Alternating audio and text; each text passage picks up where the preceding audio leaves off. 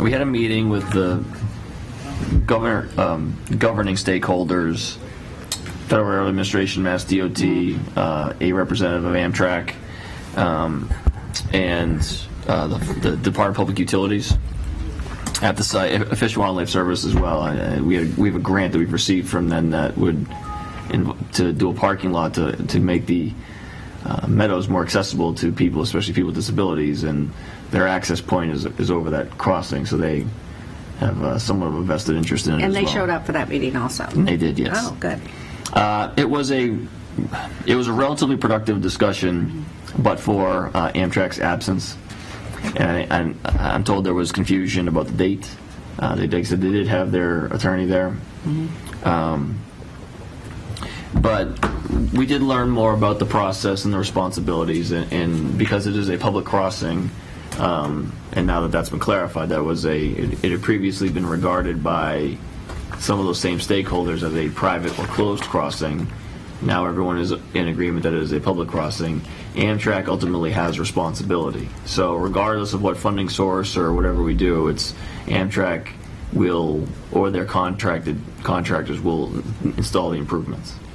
Okay. Stephen, does it stay public to just on the other side of the tracks? It's just a public crossing. Just a public crossing. Just a public crossing. And so the diagnostic review, they looked at the conditions, they looked at the site.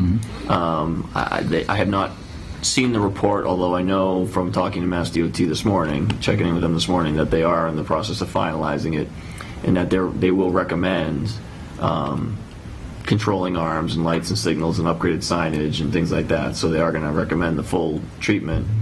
As I tried to lay out, there's some complexity with that in that the lead time, once you've designed it, the lead time on the equipment is minimally 6 months. They don't come off the shelf. And you need they called it a bungalow, or a little house to house the controlling equipment. And if you're familiar with that crossing, it all slopes down into wetlands. So we're going to have Conservation Commission involvement in the permitting of it, and that'll be a design challenge. And then there's getting power to the site to run everything. That's going to be a major issue. It's one of the numbers that was reported by local TV was $250,000 to do it. Maybe that will buy you some of the equipment, but it's $750 all day. And that doesn't include getting the power to getting the power to the site hasn't even been engineered.